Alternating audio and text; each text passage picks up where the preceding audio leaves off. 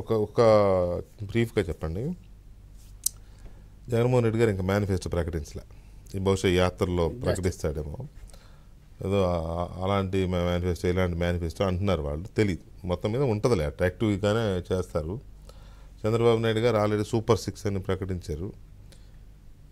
శతవిధాల ప్రయత్నిస్తున్నారు దాన్ని జనంలోకి తీసుకెళ్ళడానికి. బట్ ఇంకా పూర్తి స్థాయిలో రీచ్ అవ్వలేదనే టాక్ ఉంది.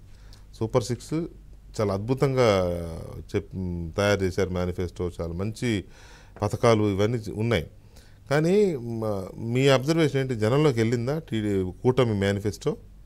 అంటే విడిగా పెట్టింది మహిళా శక్తి అనే పేరుతో పెట్టినవన్నీ కూడా ప్రజల్లోకి వెళ్ళాయి.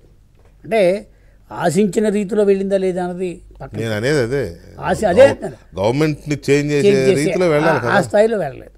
అంటే నేను చెప్పింది ఇందాక అదే, తెలుగుదేశం పార్టీ 4.5 సంవత్సరాలుగా జగన్మోహన్ రెడ్డి అరాచకాలను ఎదుర్కోవడానికి ఎక్కువ సమయం పట్టింది మొత్తం.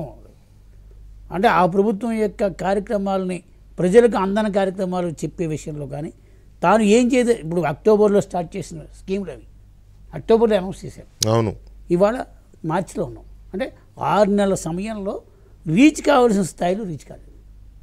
అది ఒక రకంగా చెప్పాలంటే తెలుగుదేశం నాయకత్వం కొంత దానికి 53 రోజులు చంద్రబాబు నాయుడు అరెస్ట్ అయ్యి జైల్లో ఉండిపోవడం కూడా ఒక కారణం.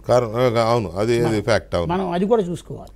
అలాగే లోకేష్ పాదయాత్ర అనే పేరుతో యువగలం పాదయాత్రతో పాటు కొన్ని సందర్భాల్లో అంటే పూర్తిగా అదే కార్యక్రమాన్ని ప్రజలకు తీసుకెళ్లడంలో స్థానిక నాయకత్వం కూడా కొంత నిర్లక్ష్యం వహించింది.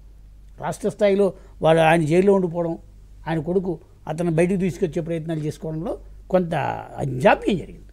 అయితే ఈ 45 రోజుల్లో పూర్తి స్థాయిలో క్యాంపెయిన్ జరిగినప్పుడు ప్రజలు జగన్మోహన్ రెడ్డి నవరత్నాలు చూసేశారు. ఇంకో ఆయన 10వ రత్నం పట్టుకొచ్చినా వినరు. ఇంకా 9కి ఇంకోటికి యాడ్ చేసినా ఇంకా నవరత్నాలతో 10 దశరత్నాలు పోయాయి.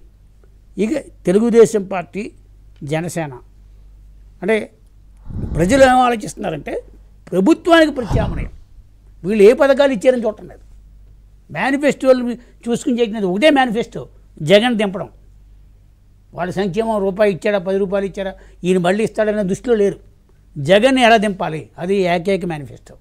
కాబట్టి ప్రజలు డెఫినెట్గా ఈ ఉమ్మడి మేనిఫెస్టోలో ఉందా, జగన్ ఏం చెప్పారా, చంద్రబాబు ఏం చెప్పారా, పవన్ ఏం చెప్పారని చూసుకోరు. జగన్